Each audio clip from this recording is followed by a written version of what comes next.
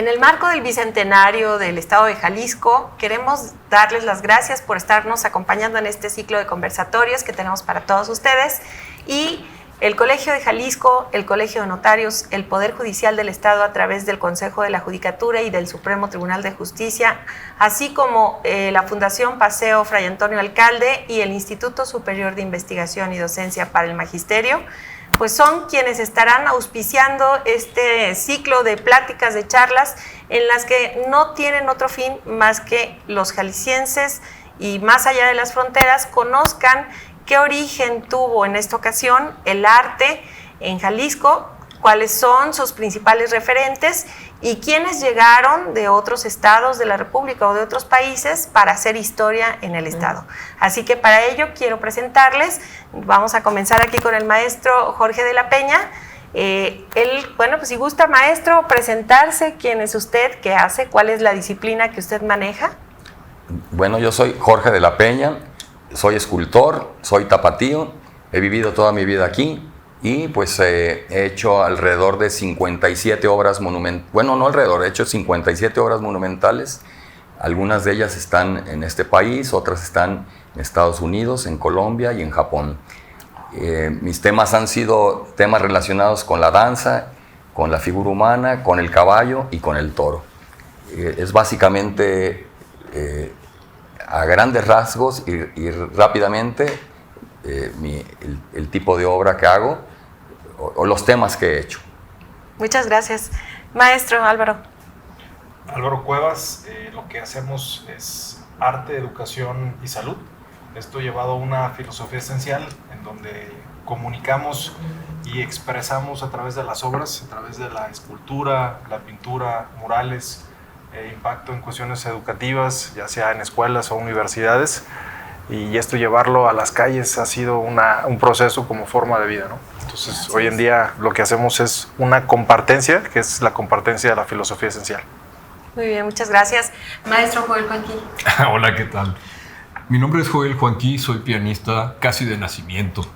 Llegué a Guadalajara en 1983 y desde entonces radico en esta maravillosa ciudad que me ha acogido y me ha convertido en un tapatío de corazón.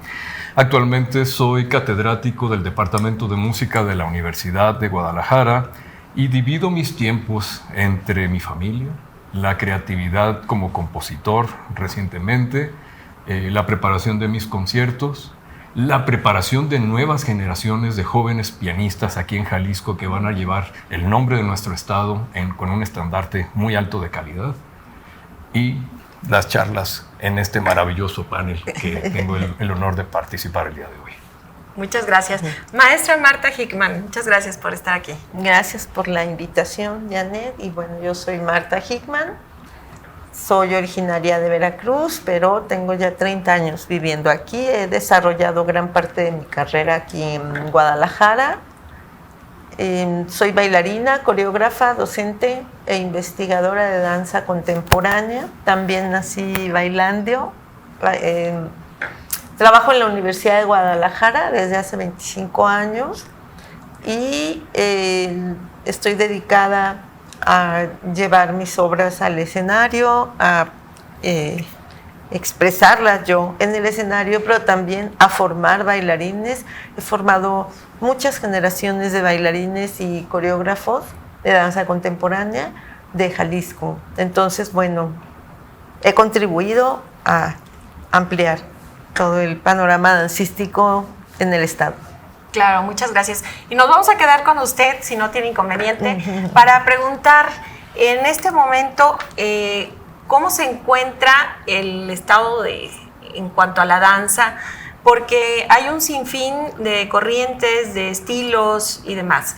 ¿En dónde podemos encontrar esta gama de posibilidades y quiénes han sido los referentes específicos? Sí, bueno, Jalisco, pero especialmente Guadalajara, desde el siglo XX, digamos la segunda mitad del siglo XX, se dedicó a desarrollar las tres principales disciplinas dancísticas que son referente de expresión como arte, ¿no? Que es la danza clásica, la danza folclórica, la danza contemporánea. Digamos que la danza folclórica y la danza clásica vienen de finales del siglo XIX, principios del siglo XX, y marcaba las diferencias sociales, ¿no? Claro. Era lo que marcaba, por un lado, pues los que venían al Teatro Degollado a lucir sus abrigos y sus joyas, a ver el ballet clásico, y la danza folclórica, que era la danza del pueblo, que representaba al pueblo y que, bueno, era llevar una festividad al escenario. Y ahí no se veía raro que los hombres bailaran porque eran charros. Ahí sí podían bailar. Claro, en el ballet clásico era es impensable en una sociedad como la sociedad tapatía de principios de siglo. Y ya digamos que como en los años 70 viene la danza contemporánea gracias al maestro Rafael Samarripa, que era el director del Ballet Folclórico de la Universidad de Guadalajara. Él invita a un gran bailarín originario de Monterrey que bailaba con Amalia Hernández, pero también bailaba contemporáneo y bailaba en muchos lados. El gran maestro Onésimo González lo invita como director artístico del ballet folclórico. Pero ya estando aquí, él está dando sus clases de danza contemporánea o moderna para los bailarines de folclórico, pues empieza a tener mucho éxito y a haber mucho talento. Y en 1973 él forma el primer grupo de danza contemporánea de la ciudad, y a partir de ahí hasta la fecha se fue desarrollando un movimiento muy muy importante que representa al Estado nacional e internacionalmente. Digamos que se ganó un lugar la danza contemporánea en la ciudad, porque pues era raro ver gente que se movía con un lenguaje diferente, que no era ni folclórico ni ballet, que tenía temáticas que podían en muchos momentos llegar a ofender al público. Sin embargo, pues fue creciendo, y aunque sí pudimos ser algunos foráneos, no extranjeros, pero foráneos, como el maestro Onésimo, o como mi caso, como la maestra Adriana Quinto, la gran mayoría de estos grandes artistas que han forjado esta danza contemporánea son locales. Bien. Y de aquí o del Estado para el mundo. Y entonces, bueno, digamos que tenemos gente, en la danza clásica se desarrolla un movimiento también muy importante gracias a los maestros que estuvieron aquí, como el maestro Alex Sibin, Violet Sibin, como la maestra Doris Topete, la maestra Débora Velázquez, ¿no? Grandes maestras, Lucy Arce con el ballet de cámara, y bueno, llega a tal importancia que Jalisco, antes de que el contemporáneo se expandiera de esa manera, era, digamos, a finales del siglo XX, referente de danza clásica en el país. O sea, bailarín o bailarina de clásico que era de Guadalajara, ya era garantía de que era virtuoso. Bueno, por el talento y por las grandes maestras. Claro. Y entre esas grandes maestras formaron, como les digo, grandes bailarines, entre ellos un tapatío que ha sido premiado como mejor bailarín del mundo. Sí, que es Isaac Hernández. Sí, claro, Isaac Hernández creo que ha estado siendo un referente últimamente en nuestro país. Y él se formó aquí. Claro. Él se formó aquí. Quiero comentarte algo. Ahora que estás hablando de Isaac Hernández y de Doris Topete, en el edificio donde yo vivía, en la parte de abajo estaba la Academia de Doris. Claro. Y un buen día nos encontramos y me dice Doris, quiero que veas bailar a unos niños. Sí. Y pasé y me encuentro con unos chiquitos de este tamaño, Sí. Y era Isaac Hernández y el hermano. Entonces, fíjate lo significativo que es que Doris, que fue bailarina y ha sido maestra durante muchos años. Sí. Y formadora de algunos talentos, y uno de ellos, pues, importantísimo. Isaac, ¿no? ¿no? Entonces, sí, a mí también me tocaba. Yo creo que ella estaba tan orgullosa de sus niños que sí nos decía, tienes que verlo. A mí también me tocó que me invitara a verlos bailar, y eran unos niñitos. Me decía, este niño va a hacer grandes cosas. Y bueno, yo a ella, que le tengo mucho cariño, yo le digo la maestra del mejor bailarín del mundo. Bien, qué bonito, ¿No? qué orgullo, ¿verdad? Sí. Pues más o menos este panorama, qué interesante de la danza. Y bueno, yo creo que Jalisco también se ha distinguido específicamente por estar en todo el mundo llevando estampas mexicanas a través de la danza folclórica, ¿no? Entonces aquí hemos sido un gran semillero a través de la propia Universidad de Guadalajara, que tiene una escuela especializada para la danza folclórica. Entonces, pues muchas gracias, maestra. Maestro Joel, Juanqui. Hola, ¿qué tal? Yo sé que tienes un gran referente en cuanto a compositores, intérpretes, bueno, un montón de situaciones aquí en la música jalisciense. Y uno de ellos ha sido, si no me equivoco, Hermilio Hernández, de Autlán de Navarro. Así es, Autlán de la Gran. Yo creo que Jalisco ha sido también un semillero importante. Sí, este tema de 200 años de la fundación de Jalisco es todo un reto, porque tenemos que resumir en poquitísimos momentos, hablar de escenas históricas que han fomentado y creado el panorama moderno, actual de la música. Vivir en Jalisco es haber vivido dos movimientos sociales, como es la independencia de México, como es la Revolución Mexicana, y entre medio la vida del porfiriato. Estos tres elementos son sumamente sustanciosos para poder decidir de dónde vamos a partir, ¿no?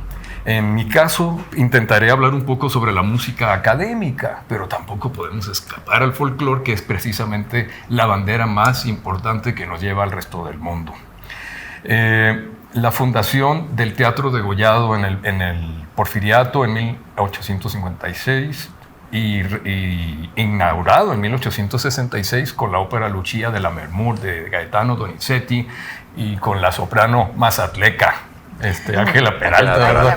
Bueno, soy de Culiacán, entonces tengo que también nombrarla, ¿no? Hace un punto de partida muy interesante, ¿no? Sobre todo esto. Pero la música académica en Guadalajara, precisamente como la capital del estado de Jalisco, comienza a fructificar a través de la fundación de las primeras academias de música. Y la primera academia de música se fundó en 1907 bajo el auspicio del señor Baumann, que era dueño de la Academia Musical Wagner, ¿verdad? Y estuvieron en el corpus magisterial, hay que mencionarlo, a uno de los compositores más emblemáticos que vienen a generar el hito entre el siglo XIX y el siglo XX, y me refiero a Benigno de la Torre.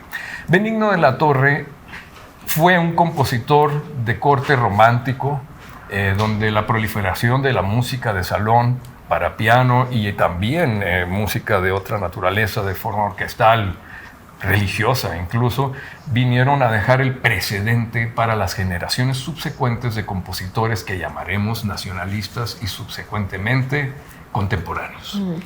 Benigno de la Torre enlaza el lenguaje romántico de la música con el lenguaje neoimpresionista, por así decirlo, y deja a sus discípulos en bandeja de plata el conocimiento de la música para poder seguir este camino de representación jalisciense. Me refiero que el estandarte prácticamente se lo dejó a José Rolón, uno de los grandes compositores ya del siglo XX, y que su música tiene una presencia muy importante. Pianísticamente, tanto Benigno de la Torre como José Rolón son de la alta escuela europea. Sus obras son del nivel de las obras de Federico Chopin, y de Rolón, hablando, pues el concierto para piano y orquesta es del nivel de Rachmaninoff, o sea, es casi intocable. En algún momento se hizo aquí, por partida de la Orquesta Sinfónica de Guadalajara, un concurso de piano donde algunos aspirantes estuvimos al concurso, ganando el maestro Raúl Banderas, que fue el que tocó mejor el concierto. Y bueno, se funda otra academia también, que es necesario mencionarla, en 1944, Áurea Corona, una gran presencia musical y pianística en donde tendrá como alumnos a los representantes más emblemáticos del siglo XX aquí en Jalisco. Uno de ellos es Manuel Enríquez, fundador del movimiento de música contemporánea aquí en México también, y no solamente en Jalisco, uno de los fundadores. Estuvo Hermilio Hernández, que en la actualidad estamos celebrando el 15º aniversario luctuoso de su partida de este mundo, y del cual me congratulo haber sido su discípulo, su alumno, que me permitió grabar la mayor parte de su repertorio pianístico en mi álbum De Profundis. También se encontraban Higinio Velázquez, por citar algunos de los compositores, y de personajes extranjeros como su servidor, Leonor Montijo. También perteneció la maestra emérita, dado el grado emérito por la Universidad de Guadalajara y generadora de grandes estudiantes y representantes pianísticos en Jalisco. Ella era originaria de Hermosillo, Sonora, y bueno, vale la pena también rendir un homenaje porque forma parte de la historia de Jalisco, cultural de Jalisco. Posteriormente, la estafeta de la construcción de alumnos formales lo toma la Universidad de Guadalajara, quien en 1956 funda la primera escuela de música, y es a través de los años como pasa a formalizarse gracias a los distintos modelos educativos que se van fundando en la modernidad, como son los dichosos modelos por competencias. Cambia de ser una escuela, cambia a ser exescuela y después departamento de música. Este fenómeno académico sucede porque de ser una escuela cuasi tradicionalista pasa a ofertar carreras que son reconocidas ante la Secretaría de Educación Pública.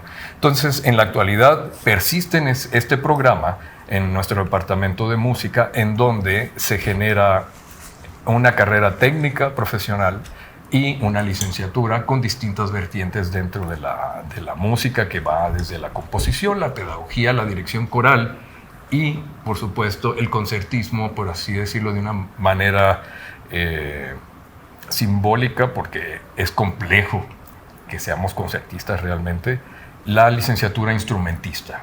Aquí hay que hacer hincapié en algo. En el periodo histórico antiguo no tenía las distracciones de la modernidad que tenemos ahorita. Entonces, eso nos permitía que desde la infancia los alumnos aspirantes a una carrera profesional de arte se forjara de una manera más sustanciosa. Hoy en día la labor docente se ha triplicado en el esfuerzo porque tenemos que hacer entrar en razón a los alumnos. Sin embargo, hay honrosas excepciones. Entonces, esperemos que pronto, a través de todo esto, generemos los nuevos representantes, tanto en las distintas disciplinas del arte, que son las bellas artes, la plástica, la música y todo, para que continúen esta noble labor que se origina pues a partir de un oficio. No quiero despedir este segmento porque tenemos compositores. Sí, los compositores, sí, he mencionado a los principales, y algunas mujeres destacadas. Sí. Hemos mencionado a algunas mujeres destacadas también. La segunda parte del siglo XX en Jalisco se viene a nutrir de un movimiento musical especial en cuya génesis parte del maestro Manuel Enríquez, y podemos mencionar así como que de los más principales al maestro Víctor Manuel Medeles, originario de Ajijic, finado también, en el cual también he tenido la oportunidad de registrar su grabación de música para piano, y Antonio Navarro, que se encuentra en Ciudad Guzmán. Entonces, esta generación de aquellos jóvenes compositores hicieron crear una inquietud subsecuente que hasta la fecha persiste en pleno siglo XXI por clamar la representación y la identidad musical de un Estado que ha surgido y ha sufrido transformaciones desde el siglo XIX hasta brindar un producto de máximo cuidado, de competitividad internacional y que simbólicamente representa a Jalisco, ¿no? Las obras y el lenguaje musical rayan desde lo experimental hasta lo tradicional tonal. Y es el momento de hacer un comentario muy interesante porque en las investigaciones que se han generado a través de la historia entre dimes y diretes, el anecdotario tradicional desde la abuela y las grandes familias que narraban desde la antigüedad, la presencia de don Porfirio Díaz en la hacienda de la Sauceda aquí. Parece ser que fue aquí en Jalisco, entonces no sé si sea la que tiene No. Mónica, debe ser Baeza. Vino don Porfirio Díaz y en la opípara cena se escuchaban unos músicos que estaban tocando a través de la ventana. Porfirio Díaz era un hombre muy culto, entonces no solamente auspició el estudio en Europa de los jóvenes compositores de aquella época, donde Jalisco también salió beneficiado, sino que se maravilló con el ensamble de lo que nosotros llamamos mariachi en la actualidad. Quiero hacer una pausa en este momento para mostrar unos documentos muy importantes que debe de conocer nuestra sociedad y que son editados por Gabriel Parellón, investigador y ganador del segundo lugar en el concurso Tchaikovsky de Moscú en composición. Aparte de ser compositor, es el Diccionario de Música en Jalisco, donde podemos encontrar muchísima información al respecto sobre la historia de Jalisco, y el Diccionario Enciclopédico de Música, que son trabajos que han enaltecido el nombre de Jalisco en nombre de la música, ¿verdad? El resultado de todo esto es que no sabemos el origen de la palabra, ¿no? Gabriel Parellón nos hace cita en sus publicaciones que viene de una lengua que él ya investigó como lengua coca, que se encuentra ya extinguida y que se encontraba en las inmediaciones de Cocula, que era una especie, según sus referencias, una mezcla de la lengua yuto y el náhuatl. Entonces no podemos escapar a esta influencia. Y también los europeos dicen que mariachi viene del francés mariage, que es matrimonio, y que era la música que se tocaba en las bodas también.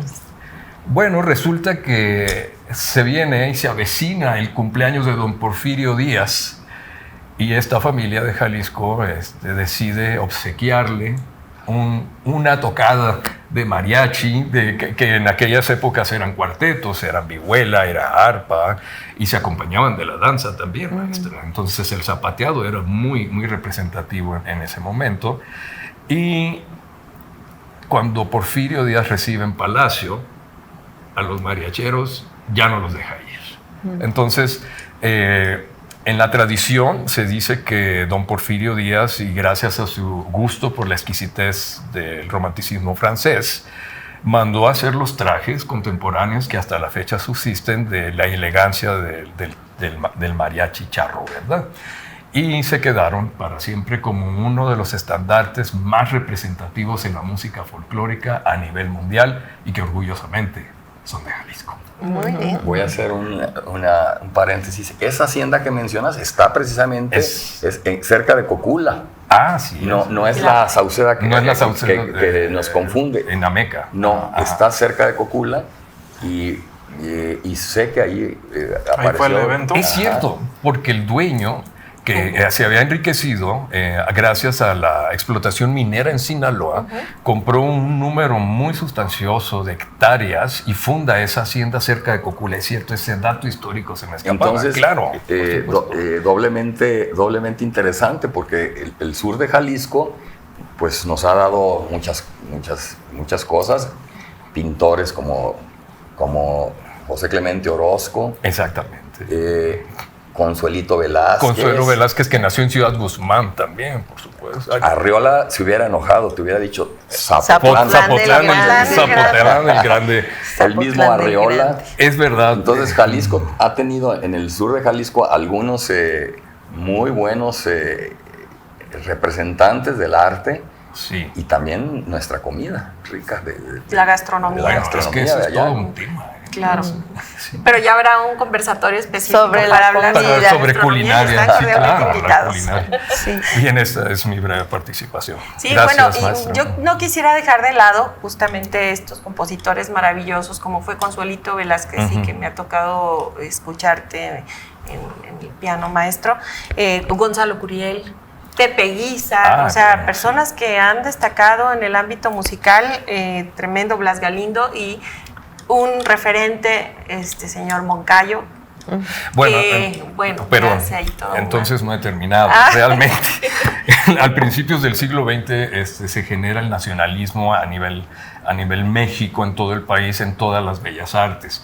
El nacionalismo fue influenciado por un movimiento cultural gestado en Rusia por el grupo de los 5 famosos, Balakirev, César Cui, todos ellos, pero llega como un virus cultural a todos los países del mundo, a la mayoría de los países que tenían esa capacidad.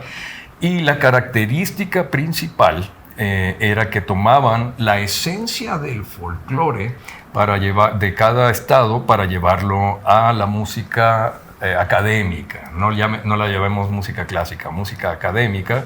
Y como has mencionado, Moncayo, Rolón y Blas Galindo, todos ellos incluyeron el mariachi, la música de mariachi, como recurso primigenio para la gestación de obras representativas. Blas Galindo compuso sones de mariachi, Moncayo, pues el famoso Guapango de Moncayo. Y otras obras dificilísimas.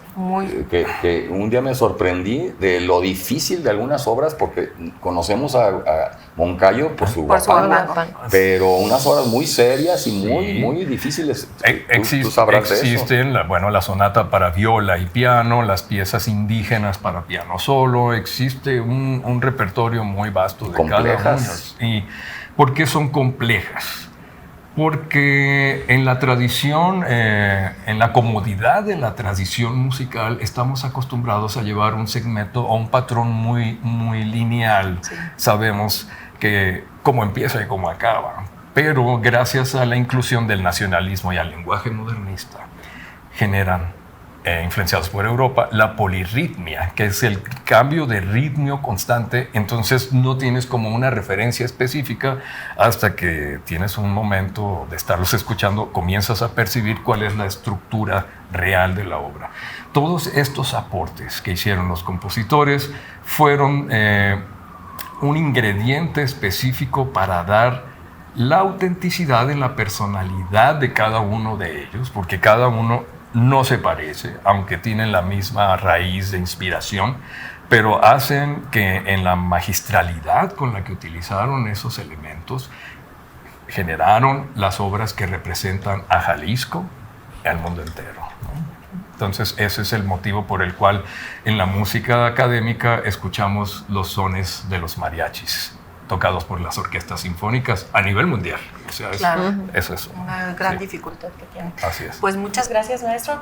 Y para darle un poco de fluidez, también con el arte que tiene que ver con la pintura, el maestro Álvaro Cuevas pues se ha dedicado no solamente a la pintura, sino a la escultura, y hemos encontrado obras monumentales que seguramente muchos de ustedes encontrarán, con disparos que dejan huella, que creo que es un referente muy interesante que ha tenido, y que me gustaría mucho también que nos platicaras un poco, maestro, en este sentido, sobre... Hacia las armas. Sobre ello. Bueno, el sentido de las armas es precisamente toda esa parte revolucionaria que tenemos como mexicanos.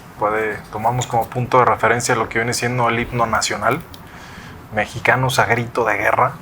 Entonces, esa guerra ha sido a través de los años, siempre ha generado diferentes choques entre culturas, parte de los indígenas, y es el tener el poder, ¿no? Entonces, el poder es el que permite comunicar y generar lo que es la historia, o el que dice cómo fueron las cosas, ¿no? Entonces, siempre he dicho, el que escribe la historia son aquellos que ganaron, ¿no? Entonces, ¿qué es lo que se gana? Pues simplemente una historia. No estuvimos ahí presentes para ver realmente cómo fue, pero hoy en día podemos estar viendo en dónde estamos el día de hoy, ¿no? Y esa guerra pues sigue todavía suscitando de manera interna y a nivel planetaria. Entonces, es de gran impacto reconocer cuántas armas se han producido, cuántas armas per cápita se llega a tener en casa, y esto ha llevado a una sociedad bélica en donde hoy en día sobrepasamos a cifras ya alarmantes, y donde he tenido la oportunidad de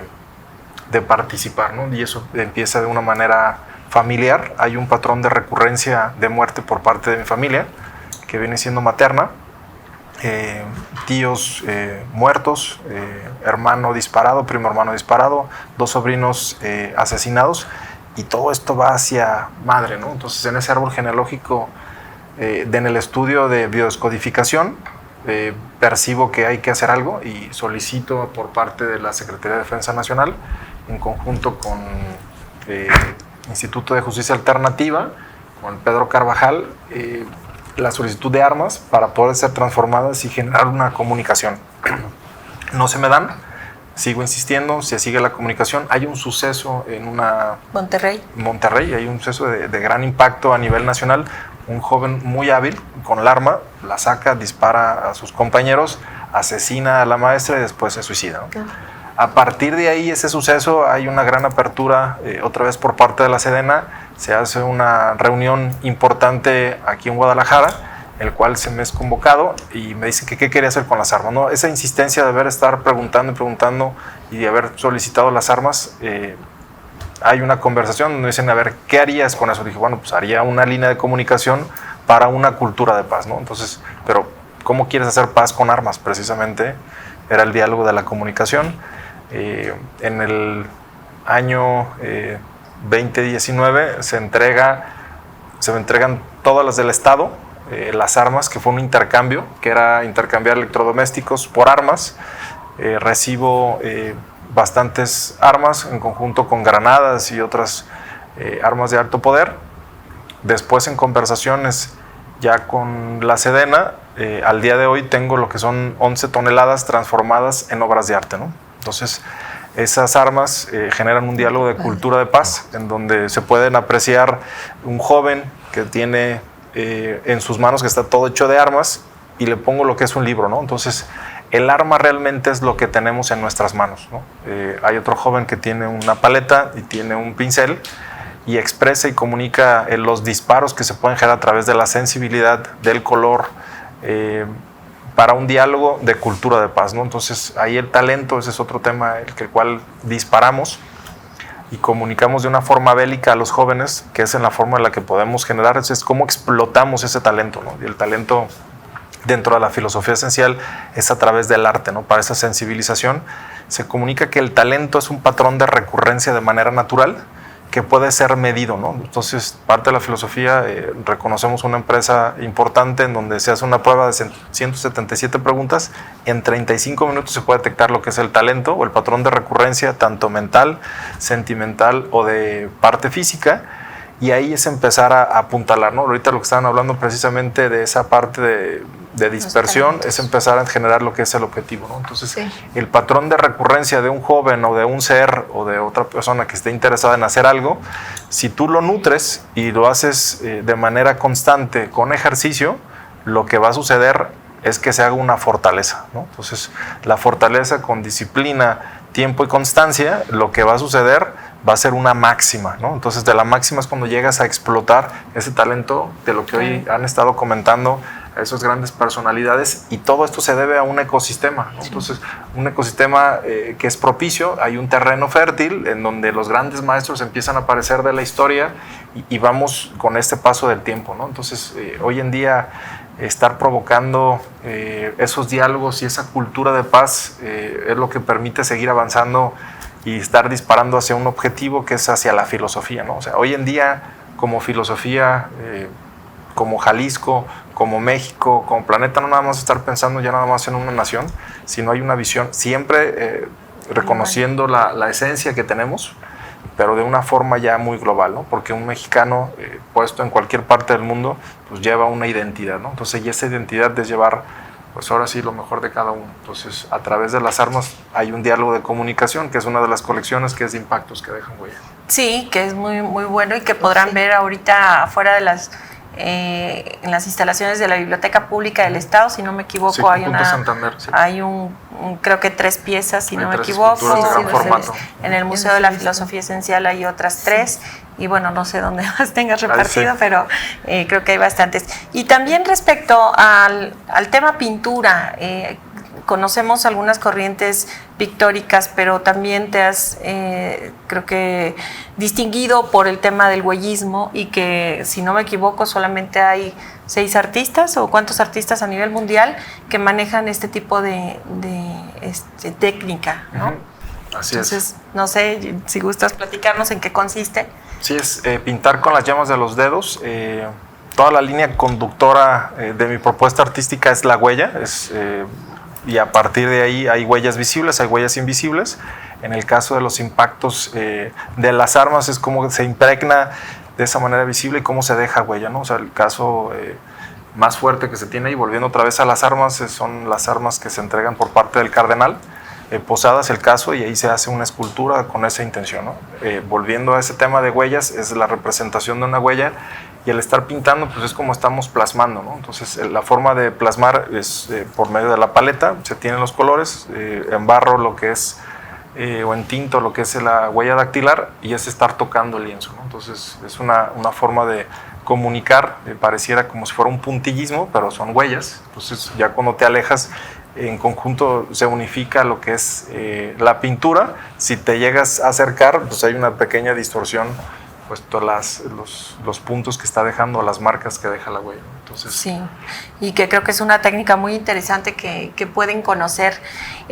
Fíjense que dentro de, creo que los pintores jaliscienses que han dejado huella aquí en Jalisco, tenemos, y quiero platicar esta anécdota, al doctor Atl, que lo tenemos aquí en la rotonda de los jaliscienses los y las jaliscienses ilustres, y que lo van a distinguir porque es una persona que no tenía una pierna, y que aquí el quien lo hizo, tomó la fotografía, sale de manera inversa y le cambió la pierna, entonces la otra pierna es la que le hace falta, y entonces quedó con la falta de la pierna izquierda y realmente era la derecha, pero el recuerdo intacto.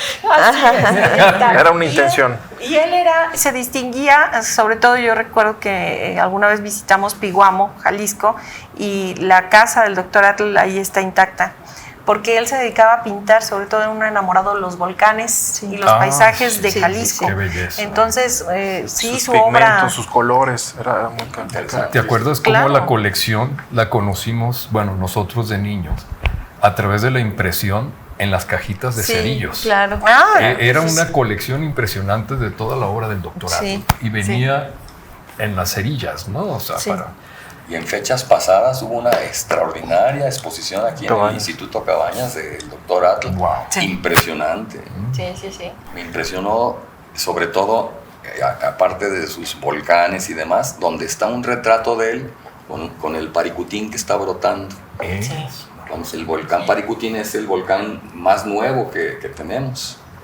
Claro. Así es. Oye, perdón, y el referente que acabas de hacer sobre la rotonda de los hombres ilustres, que se encuentran precisamente los principales representantes, está Clemente Aguirre también, uno de los compositores que trajo la música de la banda a enaltecerla a través de sus composiciones también, ¿no? No, pues ahí estamos plagados. Yo creo que Jalisco, a donde vayas, el centro histórico sobre todo, está plagado de pintores, escultores y distinguidos músicos, científicos, todo lo que se pueda, ese gran semillero que ha dado Jalisco. Otra, yo creo que obra muy importante con la que cuenta Jalisco y somos muy honrosos y preciados tenedores de este tipo de cuestiones son los murales. Sí. El muralismo que Clemente Orozco yo creo que nos distinguió a todos, tanto en Palacio de Gobierno, en el Hospicio Cabañas y bueno, pues a donde vayamos, ¿no? Ahí está Chávez Morado, está, bueno, pues ahora sí que tú conoces más, y conoces a los contemporáneos, Gabriel ¿no? Flores. Hay Flores. Gabriel Flores, muy importante muralista. María Izquierdo, Raúl Anguiano, todos ellos que creo que es una gran historia la que tenemos aquí en Jalisco con los pintores que se han distinguido. Y que hicieron la Escuela de Artes Plásticas. Además, ustedes ahí están, lo viven a diario y lo tienen. Con la historia de ahí surge con los pintores surge la escuela, que después se van abriendo otras Y disciplinas. que si nos vamos un poco más atrás, si visitamos las principales iglesias que se encuentran aquí en el centro histórico, vamos a encontrar pinturas maravillosas. No sé si conocen Santa María de Gracia, pero bueno, esos ya son de 1700, Del cuando periodo sí, barroco, sí, con Nueva Galicia, pero ya pintores de 200 años a la fecha hemos tenido Muchísimo. infinidad. Sí, bueno, perdón, no podemos dejar de mencionar también la influencia que tuvo José Guadalupe Zuno al unir y fomentar este ámbito cultural, Sí. ¿verdad? Sí, sí. Artístico, donde principalmente eran pintores. Tenían su grupo de intelectuales. Claro, exacto. Y eran muy celosos de que no cualquiera podía entrar a su círculo de intelectuales. Sí, Claro. sí, él tuvo, bueno, y en la universidad. Entre otros, tuvo Isca Farías, Que también, que fue quien formó el Museo Regional de Jalisco. Sí, Claro. sí. Y hay una caricatura muy bonita que le hace José Guadalupe Zuno a Isca Farías. Y es la que sale en el libro, muy recomendable para todo el mundo, que conozcan historia de nuestra ciudad y de nuestro estado. Sí. Un libro que escribe Isca Farías que se llama Casos y Cosas de mis tiempos. Ay, qué bien. Qué Y como él bonito. fue un hombre intelectual, artista y muy sensible y también chismoso, hace que el libro sea verdaderamente Enriquecedor. sabroso. delicioso. Sabroso. Claro, Muy esas que se recomendable. disfrutan. Casos y Cosas de mis tiempos. Son un Pues entonces anecdotario, hay que Sí, buscarlo. sin duda. Y yo quería comentar, perdón. Sí, adelante. De lo que estabas hablando, de la cultura de paz y de el arte, y aunque pueda parecer cliché, que no lo es, los que vivimos la docencia del arte Es una realidad. lo vemos, Ajá. que el arte puede sacar a un chico o una chica del ambiente, de la violencia. De otro mundo. De otro mundo, porque el arte necesita, como decías, disciplina. El arte necesita concentración, el arte necesita sensibilizarte. Tienes que ser humanista, si no, no puedes llegar a expresar a través de la música, de la pintura, de la escultura. Entonces, y una de las expresiones artísticas te lleva a las demás. Sí, por supuesto. Sí. entonces se puede, a través de la docencia, los que estamos en la docencia, que recibimos a esos grupos de 20, 30 jóvenes que están queriendo buscar una manera de vivir porque han sentido el llamado del arte, y entonces lugares como la Universidad de Guadalajara, que recibe a todos, de todos los niveles económicos, de todos los estratos sociales, llegan ahí y puedes sacarlos de tener otro camino que Claro. puede ir hacia la violencia, porque esos chicos y esas chicas están ahí en los salones alejados, ¿no? Y eso, la Universidad de Guadalajara también ha propiciado la profesionalización del arte, el arte como una carrera, como una manera de vida, que en los últimos años se legitimó en la ciudad. Entonces aquellos, en 1995, la Universidad de Guadalajara, que ya traía una tradición de carrera técnica, como hablaba Joel, abre las licenciaturas, oferta las licenciaturas en todas las disciplinas artísticas, y entonces, bueno, ya el eterno pleito en las familias de que te vas a morir de hambre, de que eso no es una carrera, se empieza a demostrar que a través del estudio y de la formalización y de estos enfoques pedagógicos que se aplican al arte, a la enseñanza del arte, en 10 años, 15 años, se vuelven carreras aceptadas por la sociedad, ¿verdad? Ya no es nada más el que anda, loquito que anda pintando, o el que anda Afuera de la cantina tocando.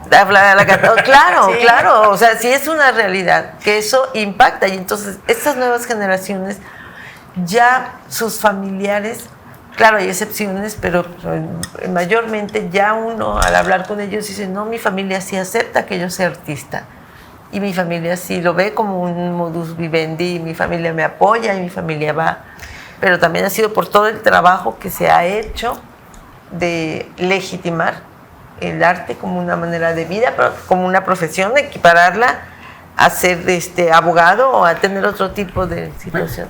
Perdón, pero aquí hay un punto muy interesante que tenemos que poner aquí en la mesa, ¿no? O sea, aquí están grandes artistas, maestra, por favor, o sea, el arte que ha sido un ingrediente específico para la promoción de grandes movimientos socioculturales en la historia de la humanidad, que genera a través de sus representantes la promoción de la historia.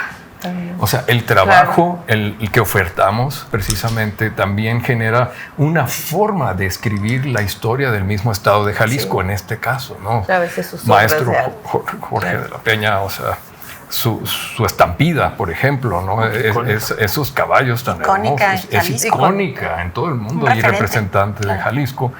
Álvaro, o sea, las esculturas tan bellas que has hecho y que ahora están aunadas a un propósito de cultura por la paz también, o sea, hablan de que precisamente la voz más interna que tratamos de promulgar y compartir con el resto de la humanidad desde este sínodo jalisciense es precisamente una representación de paz, una representación de alegría, de felicidad, y no el rostro que se ve en el noticiero amarillista por todo el planeta, donde nuestro país ha sido objeto de escarnio y de señalamientos non gratos, por así decirlo, pero tenemos que voltear siempre a ver la parte propositiva y la parte positiva que el arte puede generar a través de sus gestores, un estandarte muy representativo del positivismo que es la humanidad mexicana, específicamente estando en el estado de Jalisco. Y para mí es un honor estar en esta mesa y rodearme de personalidades como ustedes. Para Yo nosotros pienso que es la el honor. cultura, la riqueza cultural que tenemos de muchísimos años es parte de la salvación hacia la paz y hacia la felicidad de la que mencionas. Claro. Sí. Maestro Jorge, a mí me gustaría mucho que nos platicaras acerca de temas de escultura, de cuáles son los distinguidos escultores aquí en Jalisco, porque tenemos una gama impresionante a través de los diferentes materiales que se manejan.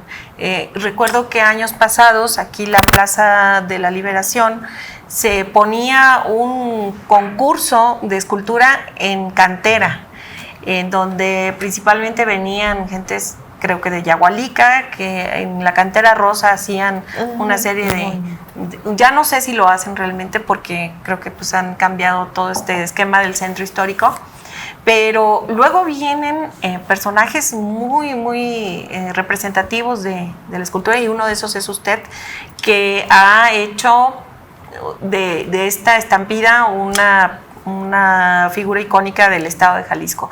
Cuando piensas en Jalisco, luego es muy común que pasen esta escena ahí en la avenida López Mateos, y que antes estuvo ahí en el Cabañas.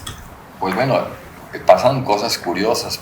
Por ejemplo, un día me llegan del ayuntamiento para decirme que había un personaje que me quería conocer.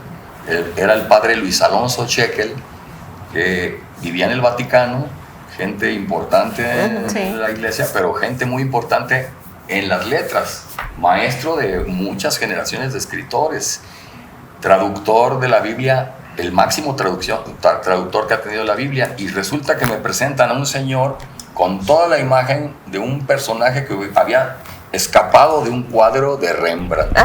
¡Wow! Así lo vi yo. Un hombre calvito, luengas barbas, y era un sabio, un verdadero sabio. Y imagínate el honor para mí que le había hecho una hermosísima poesía a la estampida. ¡Wow! No, bueno. Entonces ha habido algunas cosas tan hermosas de lo que hablábamos, la interrelación que hay entre las diferentes artes.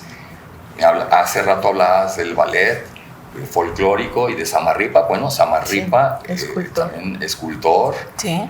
Y tú te das cuenta que un señor que canta muy bien, pues resulta que también escribe muy bien. Claro. Y va relacionada tu piano, luego de pronto con alguna otra manifestación artística que te llena el alma y que te promueve que puedas desarrollar más el arte que tú practicas.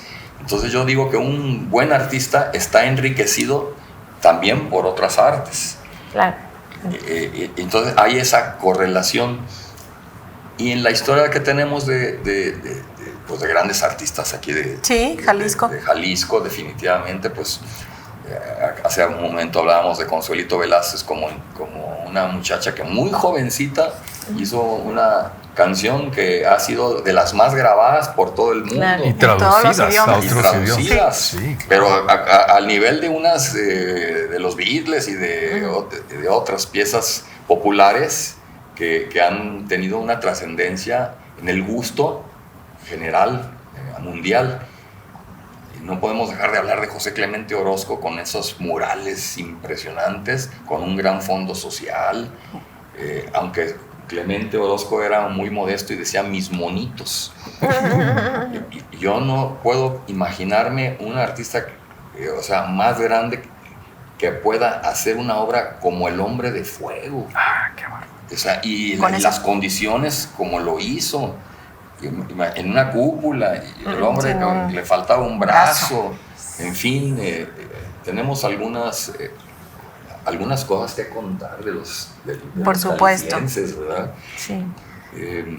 Y la satisfacción tan grande que siempre representa el arte por lo que tú como pianista, como bailarina, como pintor, como escultor, de repente lo das a veces de una forma un tanto egoísta porque te estás satisfaciendo o estás sacando algo de dentro de ti que lo traes y lo quieres sacar, pero al sacarlo luego haces una conexión muy interesante que a veces hay una influencia de esos sentimientos que tú sacas y los absorben otras personas y les das un enriquecimiento.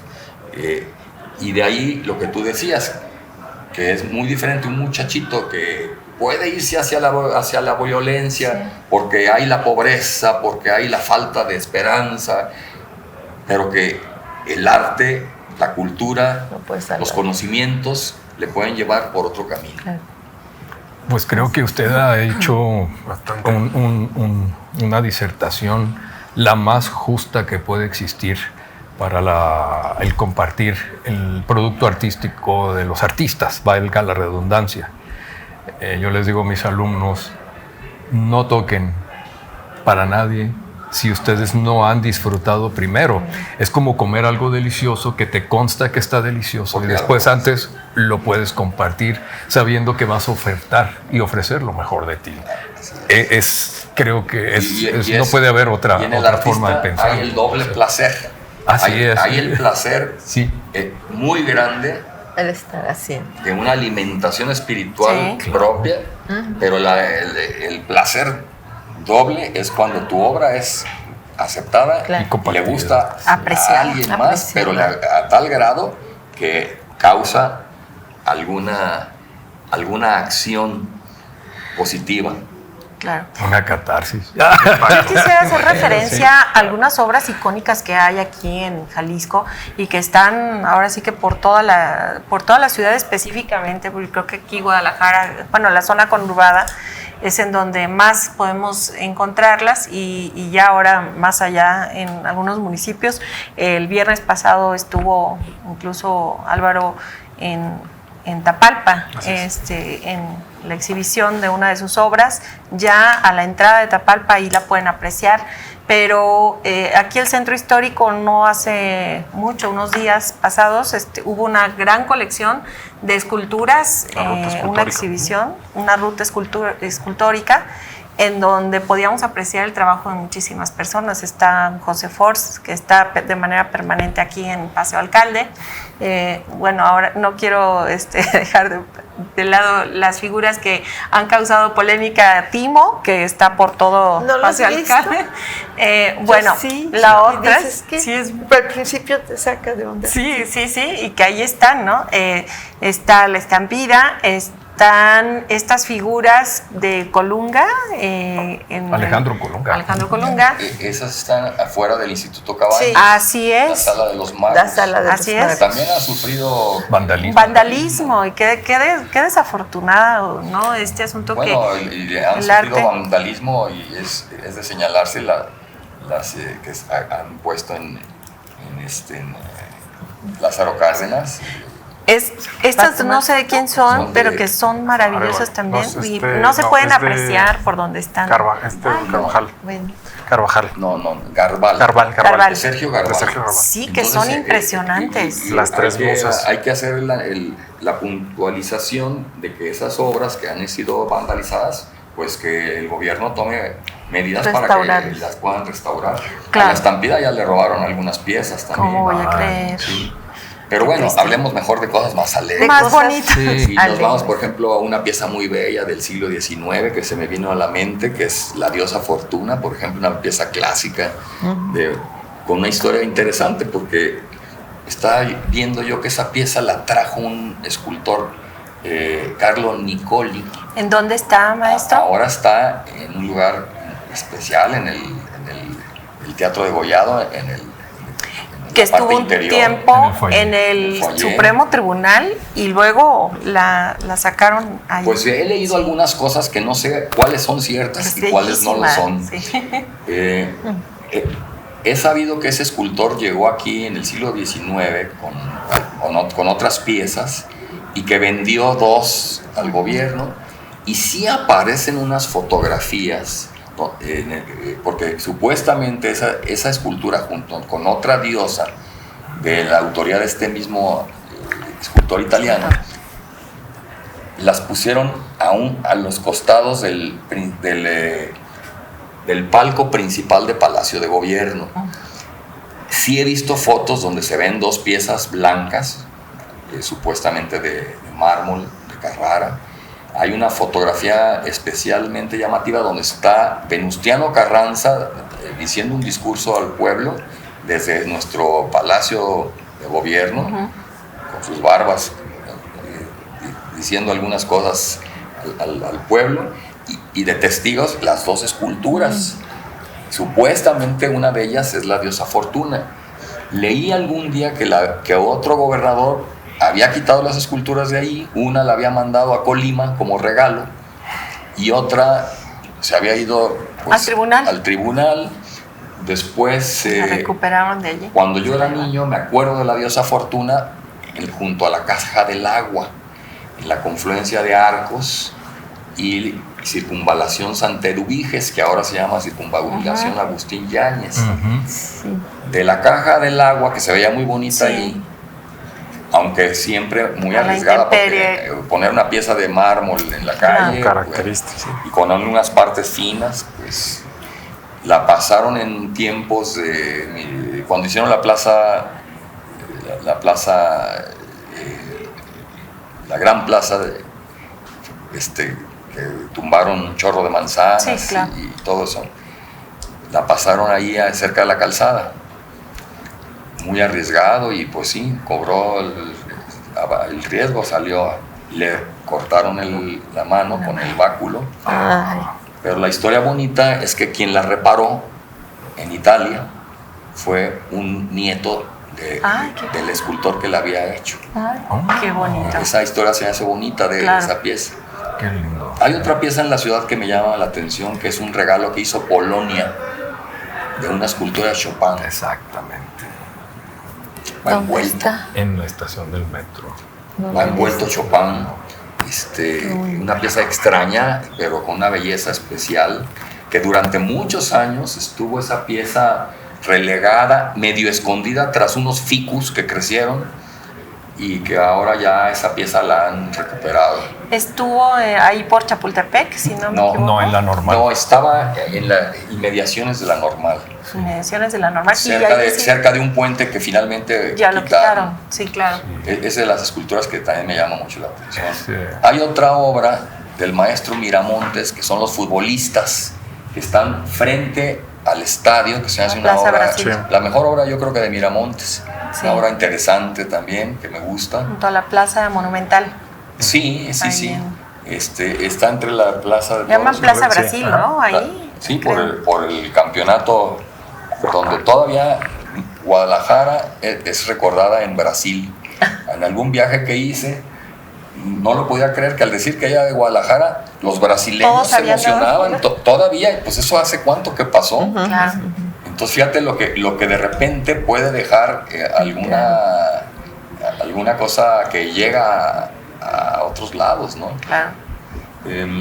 Lolita Ortiz también, Sí. escultora, Escultora. mujer, escultora, pues De grandes y de monumentales grandes obras. dimensiones, ¿no? Sí. Una gran escultora. Sí. Sí, tenemos muchísimo. Y de hecho, bueno, hay otras obras que para muchos a lo mejor ya se les hace parte del paisaje natural Urbano. como son los arcos del milenio, que en algún momento Sebastián y que están inconclusos, que quedaron allí. Faltaban los más grandes, Sí. los arcos más grandes. Y luego hay otra que recientemente repararon, el pájaro, no recuerdo cómo le llaman, El pájaro de fuego. el pájaro de De fuego. Matías Geritz. Ajá, y que fue una influencia, que llegaron aquí a Jalisco y que fueron una gran influencia para todas las artes plásticas. Pues es cuando Díaz Morales, el arquitecto Ignacio Díaz Morales, se trae algunos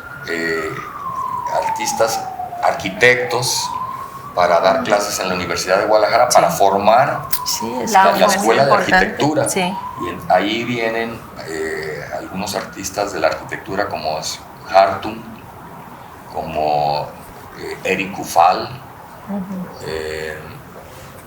viene Matías Geritz y algunos más que se me escapan, Sí. pero vienen artistas de la arquitectura a dar clases. Y pues porque la arquitectura es un área que tenemos, desde luego. Claro. Claro. Aunque, como siempre, no toda la arquitectura es arte, ¿verdad? Claro. Pero nuestra ciudad también ha padecido muchísimo de que arquitectura antigua la han derribado Eso Ay, horrible. esa es en pos de la una modernidad, situación, y yo sí. estoy en contra de Es ello. Pues, tan La hermosa, ex bueno. escuela de música fue víctima de Una ello. de, Pues- una de muchas, ¿verdad? Yo que no La propia soy, Universidad no soy Guadalajara. de aquí, cuando Sí. llegué, el conocer, bueno, no solo el centro histórico, sino también la avenida Vallarta, la avenida Hidalgo, esas casas de la colonia Seattle, es la no, No, la es la- colonia de es una Avenida colonia Americana. antigua que está... Otros Hay unos que sí, abarcan. allá no, ¿cómo se llama? Hay unos que abarca Colonia Americana. La Está Colonia Americana, Es perdón. colonia americana La- y la colonia Reforma. Esas Que es casas preciosas, tan son icónicas en hermosas, cuanto a la tan buenas. arquitectura. francesa. Sí. Realmente Una influencia son casas Francesada, La- muy bonita. bueno, hermosas. Es curioso cómo... Y de Barragán cómo también. bueno, es que sí, en toda esa- aquí. tanto en la colonia americana como en la colonia francesa, Sí. en la colonia Reforma, sobre todo en la colonia americana hay muchas edificaciones de Barragán, de Pedro Castellanos Lambley, uno de los mejores arquitectos que ha tenido la ciudad. Otro apellido Aldana, que Don Miguel Aldana Mijares, Así pero es, ese ya sí. es de los Más años 40. contemporáneos. Sí. La casa donde a veces nos encontramos al De desayunar, Aldana. hecha por Miguel Aldana Mijares. Sí. Es que es casas hermosas, Sí, que ya sí, son sí. la Y mayoría hay algunas- tiendas, ¿no? Hay Pero unas casas muy, muy llamativas en la zona también, de Guillermo de Alba. La de los abanicos, que es es de Guillermo de Alba, una esa casa casa. hermosa, ahí por Avenida Hay otras de Libertad. Ernesto Ah, sí, claro. Fuchs, un arquitecto que habitó nuestra ciudad durante toda su vida. Se vino de Alemania, y entre otras casas está la Clover Lounge, Ah, claro, que- claro. que está se en- utiliza en mucho en Avenida La Paz. épocas Navideñas. navideñas. O, Sí, total. Transforman. y Atenas. Sí, claro. Y hay una que parece, bueno, que tiene motivos como del Partenón, muy grande, esa de casa los está Ochoa. en General San Martín. Ajá. Fue hecha por el arquitecto Prieto, y finalmente por muchos años fue casa de la familia Ochoa Hedge.